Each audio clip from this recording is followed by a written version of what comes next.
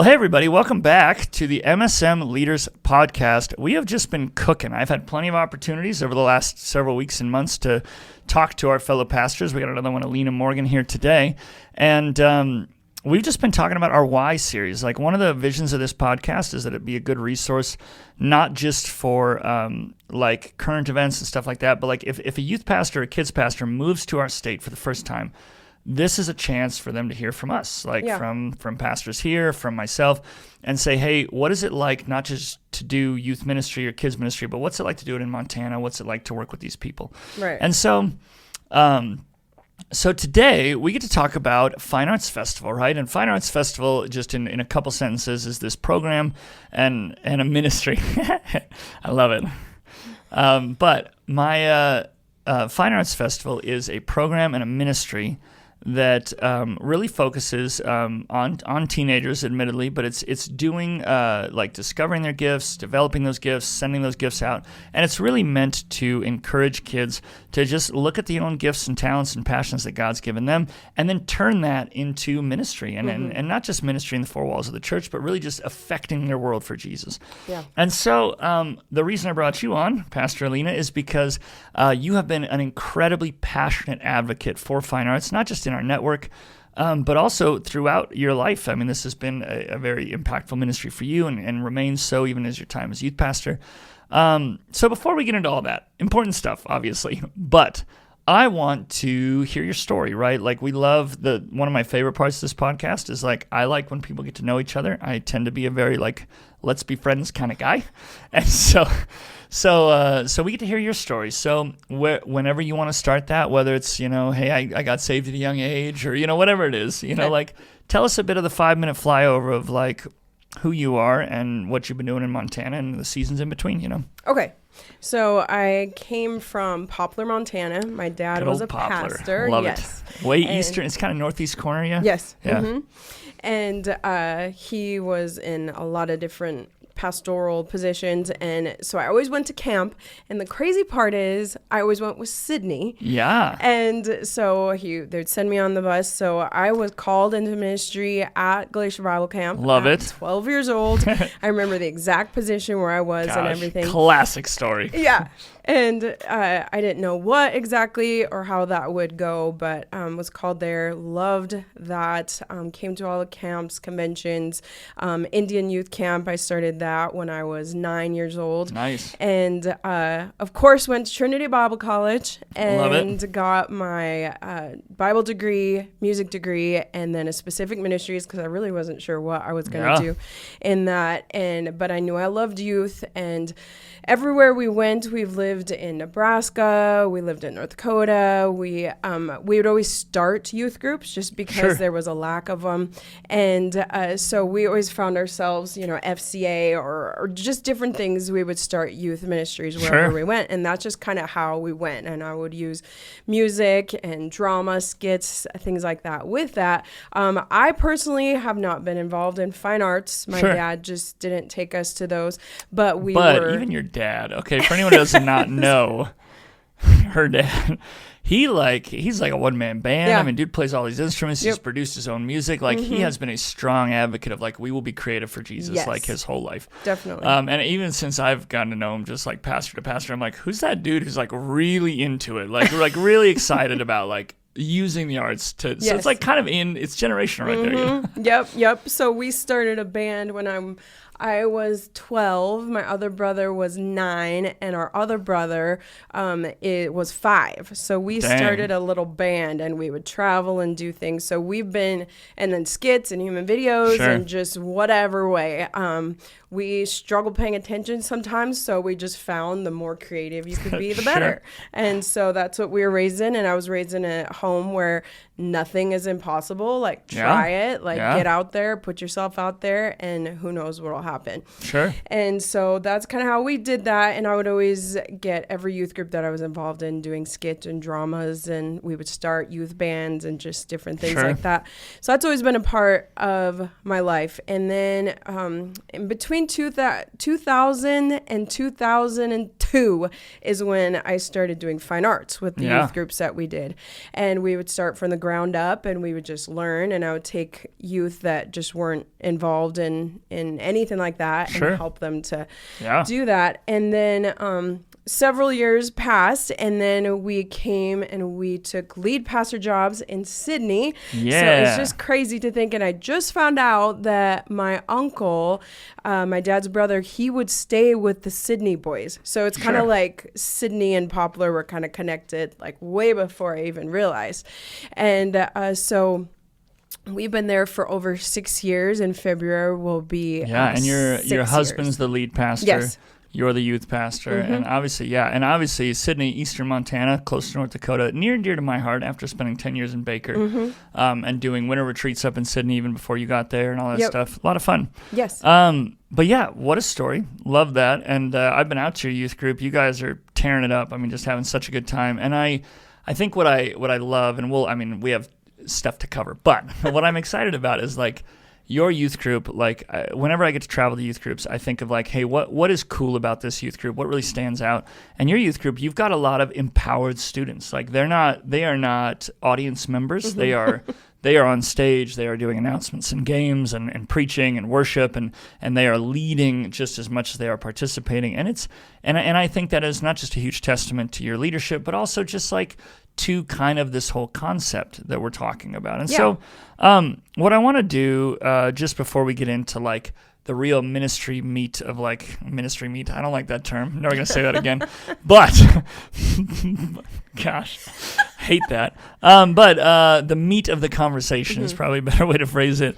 I want to just set the tone for like what fine arts is generally. And what fine arts is it's obviously we focus on this festival, and a lot of people who are around youth or kids ministry will be familiar with like music festivals that happen in schools where it's like, okay, we all prepare these pieces and we come and perform them and get evaluated and stuff like that. And this is like a very Christian version of that. And so there is like, hey, you're getting evaluated based on your ability to play an instrument, to sing, to do drama, to do art, to do just oratory type things, whether it's speaking or spoken word or anything like that, and all sorts of different categories. And so the cool thing about it is that you're not just getting evaluated on skills, you're getting evaluated on like, am I able to take the skill I have, connect it with Jesus, and use it to impact the world? Yeah. And so really, yes, it's like this 2-day festival that can lead to a national competition, which we'll get into in a bit.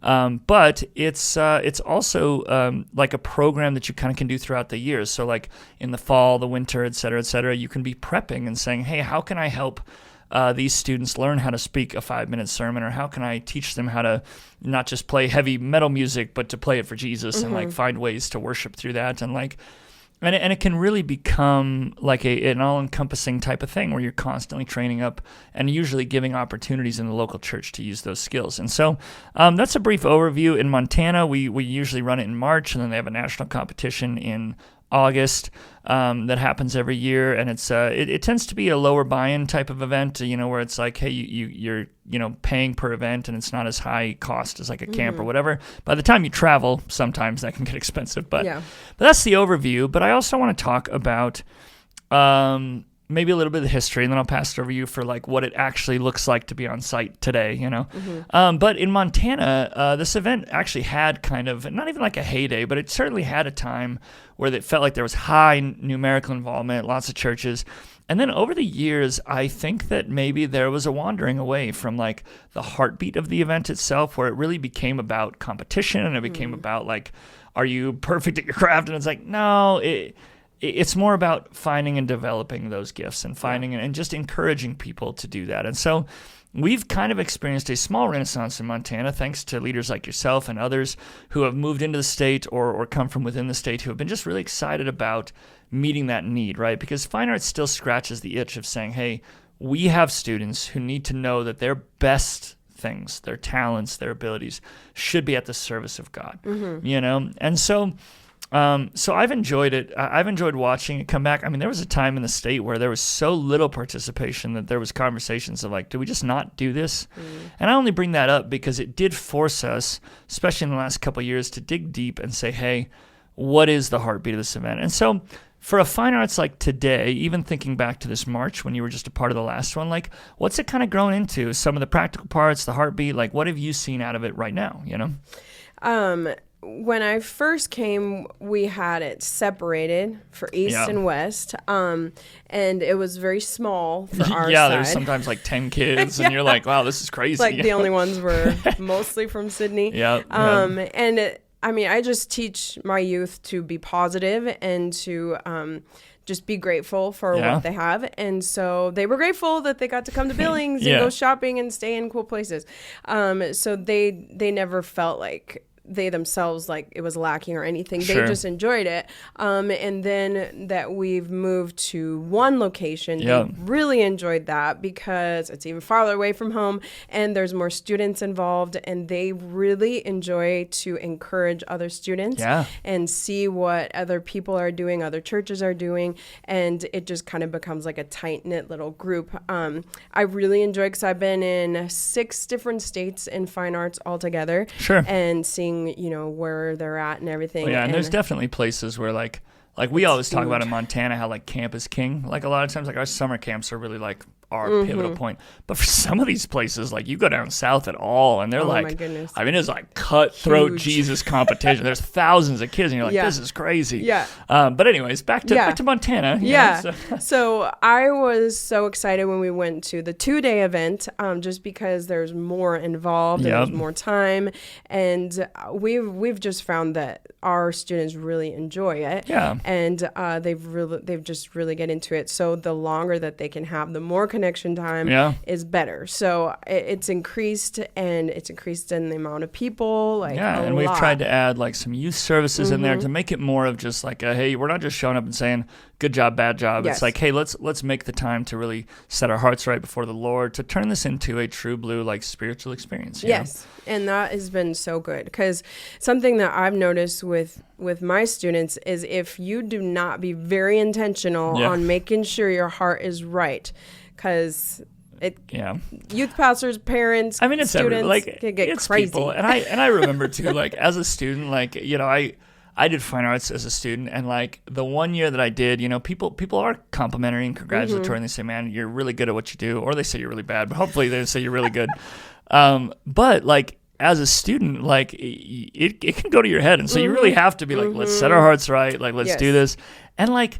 Part of me though, and I mean, I get ahead of myself because I also have like a soft spot for kind of what this was in my life, but like wrestling with pride and like learning how to like give your gift back to God, even when people say you're really great, you're really great, you're really great. That's like you talk about spiritual formation, like that's a lesson that sticks with your whole life. And then if you do poorly at fine arts, having to say, God, what am I in this for? Is it so I succeed, or is it so that I put myself continually at your feet? Like both of those lessons are just like pivotal for spiritual formation. So, so let's do this. Let's talk about, and again, this is really why I was excited to bring you on for this specifically, because a youth pastor might be watching this and maybe new to the state, maybe even new to the Assemblies of God and doesn't know what this program is. But it's also a good refresher if we've been around. But like how does this change your youth ministry? Because you have used fine arts not just as we could go to this if we want, but like this is going to be a focal point of how we do youth ministry.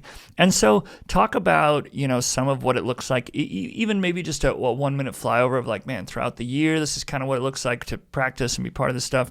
Or, hey, what fruit has come from this in terms of like, man, because of fine arts, it's actually allowed us to do this with our students or allowed our youth services to look this way. So kind of throw that out there. Okay. So like we said, we started very small, I think 3 to 5 students our first year, and it's just continued to grow. Sure. Some of them just like, I wouldn't, but they continue to, see what happens. And what I have noticed is it is all year round. It's not like a one season type of thing. It's all year round.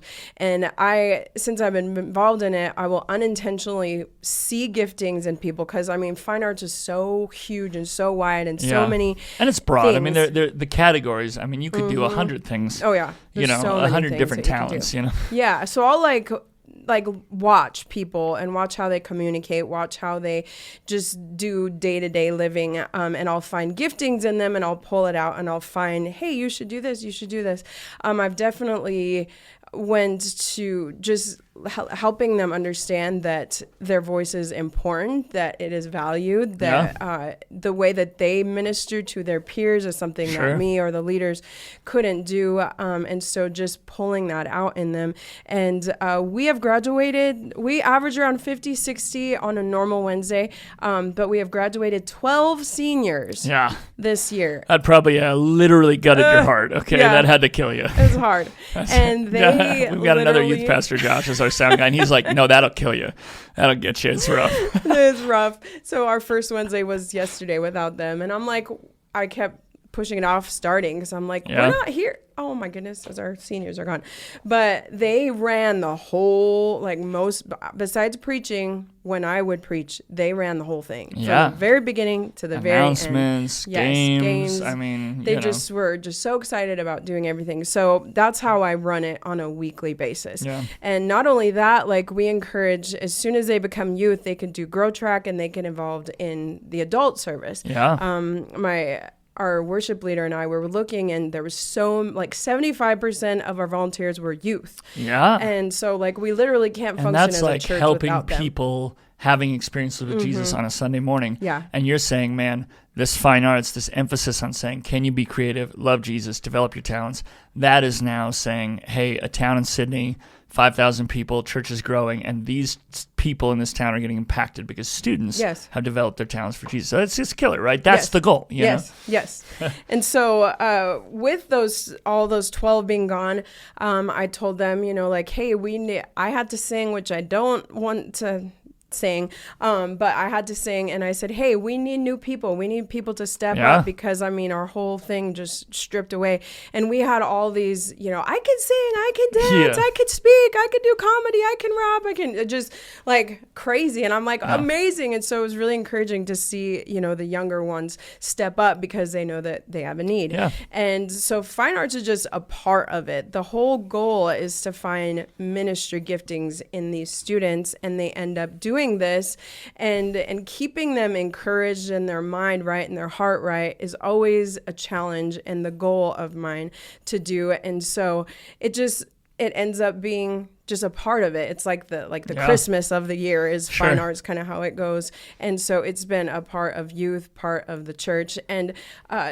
in 2022, because they have Capital, so they have the regular, they have junior high. And you can do you can do a juniors category, a high school category, and even post high school, you can do like this college age type vibe. Yep. And there was a girl that was a leader, and I encouraged her. I just kept feeling like she needed to do the Capital division.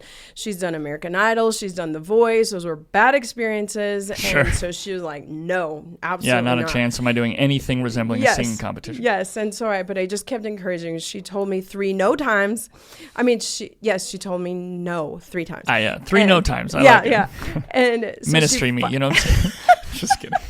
She finally said yes. She went, and she ended up winning at nationals the songwriting competition. You're like crazy. Yes. And that actually encouraged her with, how she was able to just see the God-given talents that, maybe the devil was trying to pull on and use. Like, these were meant for God, for the church. And so she is actually the coordinator of our music team right now, and another student, and a phenomenal singer in her own right, and like just so many talents. I mean, mutual friend of ours, of course, but like just crushing it, and you're like, how would you ever believe that you didn't have this, and yet now is at a point where like there's confidence there. There's, like, it's so great. Yes. And another student and then we do this student night takeovers where the kids love it. Like an adult does not step foot on stage. Right. They do everything. So we have a variety there's preaching, of things. Community, and and all that thing. Anything. I mean, it's just crazy.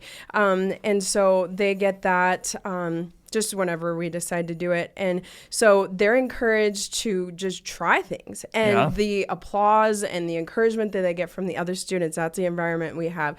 I literally had a student come up and read a verse, and they acted like you just won the Super Bowl. Yeah. I mean, it was just like cheers like crazy. And so that is kind of how we started with that. And there's a girl that started, she was like, okay, fine, I'll sing a song. Sure. Sang a song. We realized you're actually gifted in singing. Yeah. Never done a music class, didn't know theory, nothing. Sure. And she did that, and she did fine arts. And now she is one of our main worship leaders on our worship team, and we would have never known if we would have given them that opportunity. So it's just amazing to see what happens when you give them opportunity, like very low risk, very low pressure, and how it just comes out of them. So that's something that we have done that has worked really well. And it's probably one of the most stressful Wednesdays for me, trying to get everything lined up. Trying to get everyone to do what they... All of us are usually just crying. to be clear, the tough part about fine arts is like anytime you give a kid that kind of like, hey, let's try and do well on stage on a platform, like there is risk, but again, discipleship is risk. Like investing in people is risk. And I would say that in the church today,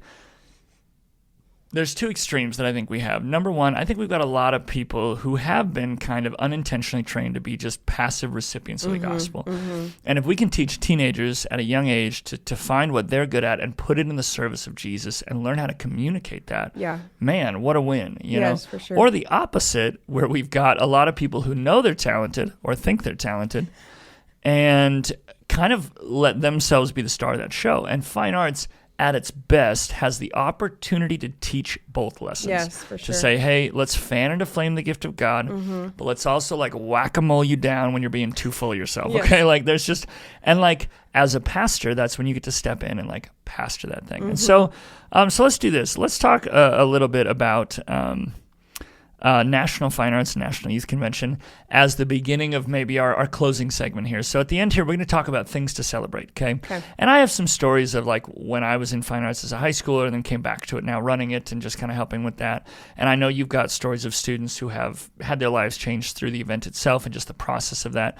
But to celebrate, because one of the cool things about fine arts, and it's not, in my opinion, it's not like the focal point, but it does open the door to like such cool experiences.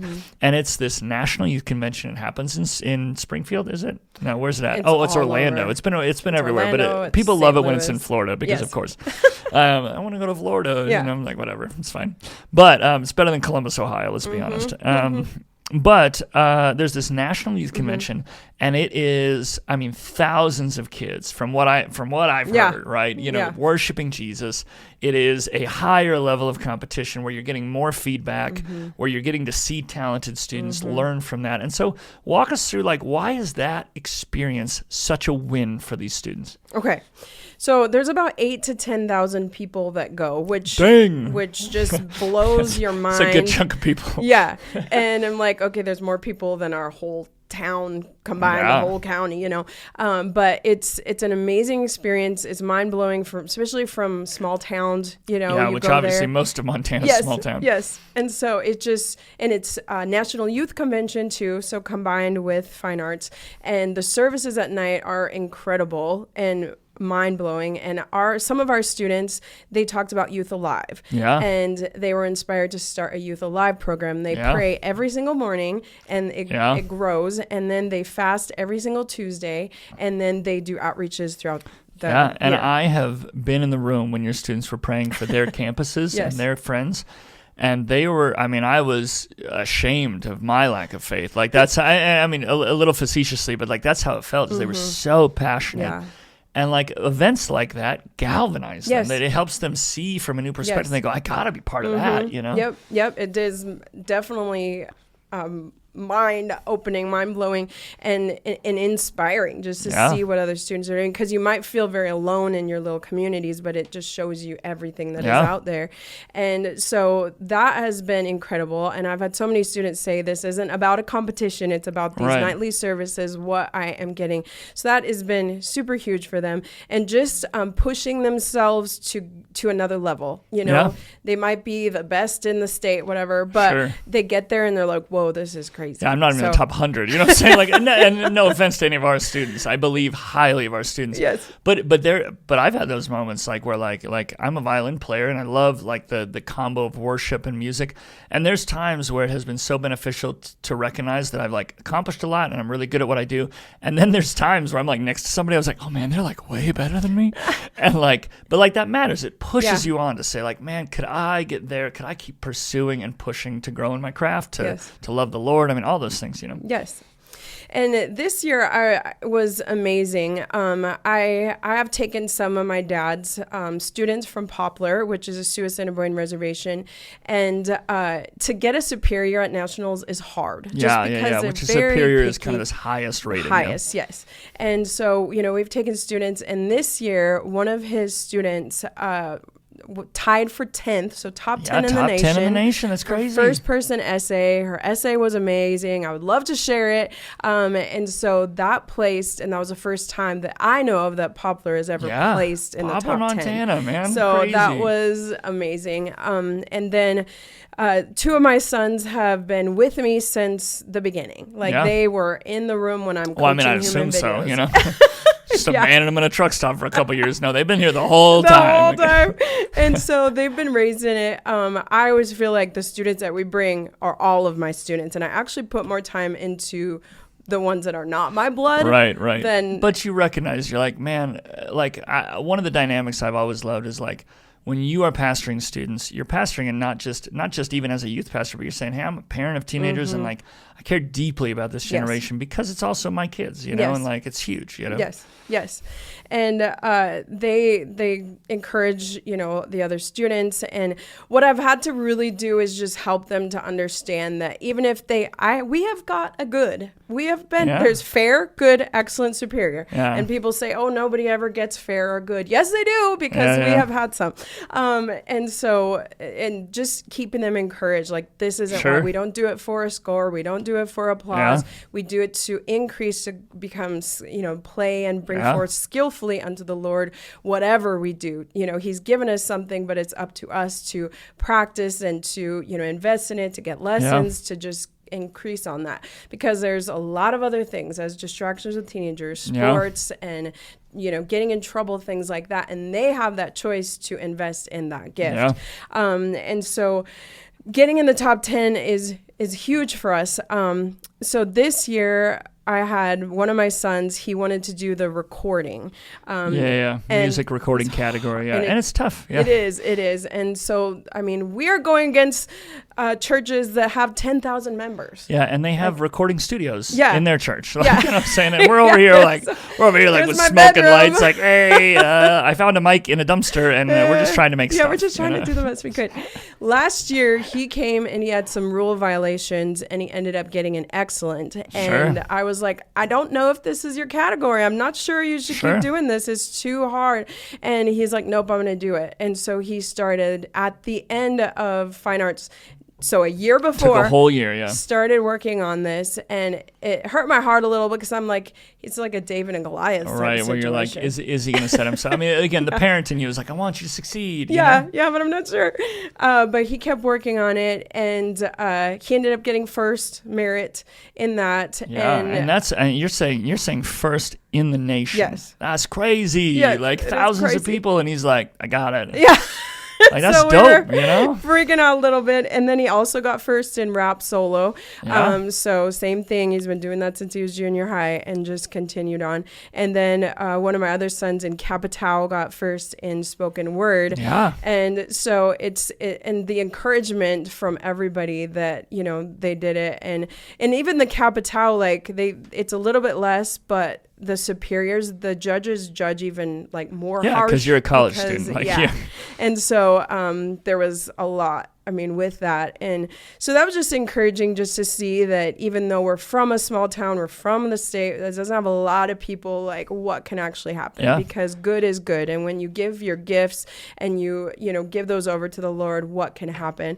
We had a large human video that has 10 people in it. We're going to release a video soon. Nice. But they got superior, which was difficult. It's just it's hard, but the ministry that came out of that, and just I think the biggest thing too is taking this trip. across the United States Yeah. with these students is the family bond that you get Yeah, with I mean, them. these students are serving alongside one another, developing their gifts alongside one another, and it's true. Like, we're creating empowered people, and I'll share a couple stories just to wrap us up here. But like for example, I did fine arts 1 year in high school, and we did a worship team, and 4 of the 6 members of that team went on to lead worship in churches, and they're just serving their local communities. And you're going, man, the investment, the opportunity, the bonds, the camaraderie, like all this discipleship that's happening, open the door, pave the way to say, hey, you could do this as an adult. And like, there are kids and people getting saved in those church services, and we're a part of that. Like, we're continuing on. Could I tell one more thing? Yeah, okay, go for it. So 80 to 90% of the youth group that I am leading right now is unchurched. Yeah. So the cool part about that is there are natural giftings that they have that we pull out of them. And I'm so excited that 8 of our students are in Bible college right now. Dang. And I mean, several of them would not have went to Bible college. Right, yeah, no, and I can think of some of those names. Yes, for and sure. so that is, I'm just so excited to see what they're going to do. And if they wouldn't have had that opportunity, like where would their life be? And I just believe that they're going to impact hundreds, thousands of people because of giving over their giftings and being in that and it all started with environment. saying, hey, I see something in you that's talented that could be put at the service of the Lord. And then some of these people through the journey go, well, shouldn't I live my life that way? And shouldn't I, you know, like, and it snowballs, you know, it can be such a beautiful thing. Yeah. I know for me, again, it was ironic. The 2 things I was probably best at in high school was playing the violin and preaching. And I didn't do like either one of them at fine arts in high school. I don't know if my youth pastor just like didn't tell me to play to my strengths, but I did like songwriting, and I had never written songs before, and I wrote a song that just kind of captured my testimony. And what I don't think people realize is like using your gifts, doing these things. It's not always about like, I didn't get a Superior. I didn't get an invitation to nationals with that. Like I really wasn't that good at it. You know, I'd never written a song before. And even today it's probably debatable. Okay, let's be real. But the point is like an event like this is not always about, I mean, it is like that half of that album, you know what I'm saying? Like that's exciting where it's like, man, I took the kids to nationals. They had the experience. They did all this stuff. But on the flip side, even if you're a local youth pastor who says, hey, I took my kid, they did something, might have been their best, might have been them learning something, but like we just never know the impact. Like I eventually did like write a lot of songs that have not, I mean, it hasn't turned me into a recording star. I'm still waiting on the royalties and the checks, and I think I'll be discovered soon. I don't know. At what age do you stop being able to be discovered? You know what I'm saying? But the point is like they have like brought me through hard times in my own faith. They have been things that I've shared with even just family, friends, or youth students that have brought encouragement to them. There's times where I've used, like I wrote a song to propose to my wife, and that worked out. You know what I'm saying? Like, and it's ironic where I'm just like, it sounds silly, but like there's so many times where just me saying, I'm going to try this actually has like paid real dividends in my life. Whether it turned into this phenomenal world-class talent or not, it has brought joy to people. It's brought ministry. Yes. I think of Kaysen, like one of the coolest things about your son is that like he goes to these national competitions, crushes it. But students in his high school are watching his rap videos, and they are experiencing Jesus through his talents. And that, like, that's it. You know what I'm saying? Like, what else could you ask for? And so, I don't know. Like, any closing thoughts from you? If you had like a heartbeat or like let's finish this out, let's land this plane. What do you got, Aleena? Something else that I thought of that I really like about the Nationals trips is we're in lines a lot. We are on trains. That is the and weirdest way to trams sell. That's the weirdest way to sell something. What I love is we stand in hours of lines. Wait, you gotta listen to the end. All right. But we're around a lot of people, a lot of strangers, a lot of dead, boring time. What ends up happening is we're obviously the most loud, energetic, crazy, entertaining group. So people will start asking us, what are you guys here for? What are you doing? And so many times I will see them talking to random strangers. They'll be praying for them. I have pictures. Sharing I have their salvation. faith. I mean, my goodness. Like preaching, like, hey, give us an example of what you're going to do. And they'll just start preaching or they'll just start singing. And that's one of my favorite things is they go with an open heart, no expectations, just like ready to minister on the street, on the platform, wherever. Because I just tell them, be ready in season and out of season. You never know when someone is hurting that is next to you or in in the room that you're ministering, and you Yeah. never know. And so just the amount of people that have been impacted by this little fine arts, Yeah. big little competition, is incredible to me. And I love what it does for them Yeah. as participants, for the people around them, and a community. And it's just amazing. Yeah. That's a good note to end on. It's just amazing, guys. So again, this is a tool in your tool belt, youth pastors. If you want more information, you can reach out to me. You can get in touch with Aleena. There's others in our state. But again, we're going to continue on with the Y series periodically, just diving into what this is. But consider it, pray about it, and say, God, is this a ministry that can bless my people? So again, thanks for joining us on the MSM Leaders Podcast.